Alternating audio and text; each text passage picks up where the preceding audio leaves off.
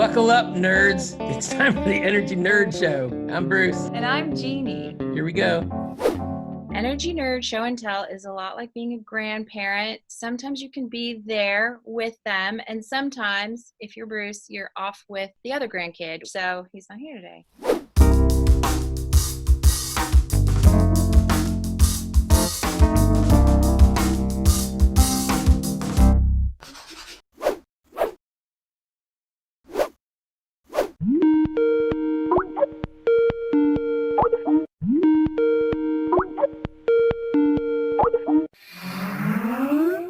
So here we are for another Energy Nerd Show and Tell. I'm super excited because our guest is Jen Stevenson from Climbable. How are you, Jen? I am well. How are you? I'm doing fine, thank you. I'm really interested in the graph you sent along. It has a few years of data, and I just would love to hear your overall view of what it means. So this graph was actually inspired by some work that Synapse did on Noper back in 2017, but we had seen Climbable expand it to include more recent years data. What it's actually showing is the cause of electricity outages per year and what's causing it. So when utilities have an outage, they have to fill out this form called OE417 and list all of the reasons for that power outage. Then that data is publicly available. So Synapse originally crunched those numbers to show what's causing outages across the US and the NERC regions, and it's overwhelmingly showing that it's severe weather and natural causes that are responsible for the overwhelming majority of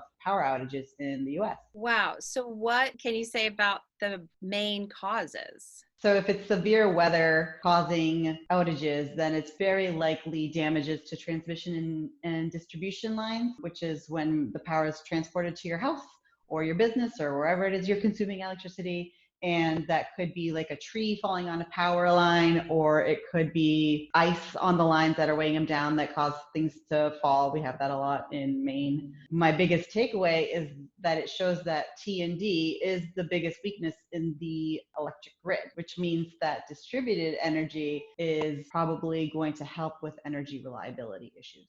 Can you talk about how that relates to the people who are involved in the type of work that Climbable does? Why does that matter so much? The work that Climbable does is to make the information behind clean energy and climate change understandable for anyone. So this graph is relevant to Climbable's work because we are in the business of helping environmental justice communities find creative ways to bring clean energy to their neighborhoods, which in turn creates resilience for the people who live there. And so this is a very useful graph to help them understand the benefits of distributed clean energy. And it also gives a talking point about why fossil fuels are bad for air quality and all of the health issues that come with it, especially in light of all the things we're seeing in EJ communities with regards to COVID. And this is especially relevant in places like Puerto Rico, whose grid is extremely weak and caused, month-long outages after their hurricanes. So if they had distributed energy across the island, so for example, solar and batteries, which is my favorite, then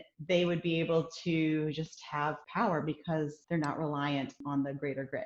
So back to the audience and the audience for Climbable and the people that Synapse works with. We've got regulators who are paying attention to this. We've got people in climate vulnerable communities that are very aware of some of these impacts. If you were to share something like this with a broader audience, is there any outcome or any action that people can take if they want to avoid this? Climbable does a lot of microgrid work in environmental justice areas. And this is actually our entire, how we operate premise is that if people are familiar with the information, then they can do something with it. My hope is that if they understand that they are going to be better protected in an emergency with a renewable, reliable resource, then they'll start taking steps to get those resources in their neighborhoods. There are a lot of different parties that have to be involved. I mean, nobody's against, trees, but trees are falling on the wires. The utilities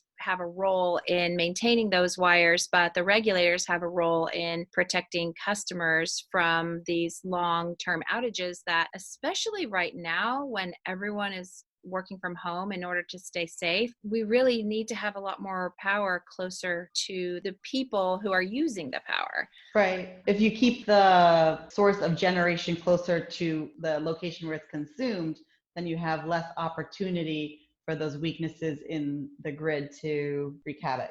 How small can some of these sources be? I know there's a whole list of different sources that can either generate fuel, like anaerobic digestion, or generate power, like solar panels. What is your thinking around scale?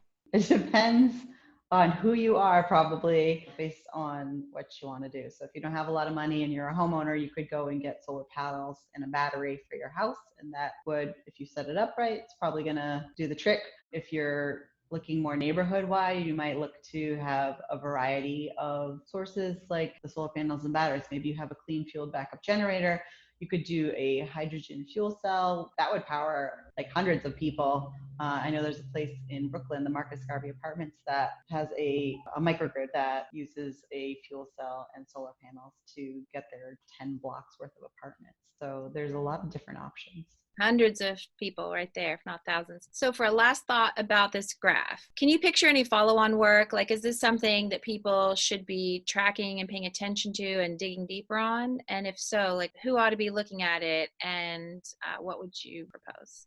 I would say anyone looking at grid mod, this is a very striking graph, because to me, it just points out where the weaknesses are so quickly. People who are talking about energy reliability issues or fuel supply shortages, or even people like me who are more like clean energy is the way to go. I think it fits in with a lot of different audiences, but it's pretty clear what it's saying. Well, thank you. This has been informational. That graph shows a lot of information, and it's been fun chatting with you. Yeah, you too. Thanks for being on. Thank you. Bye.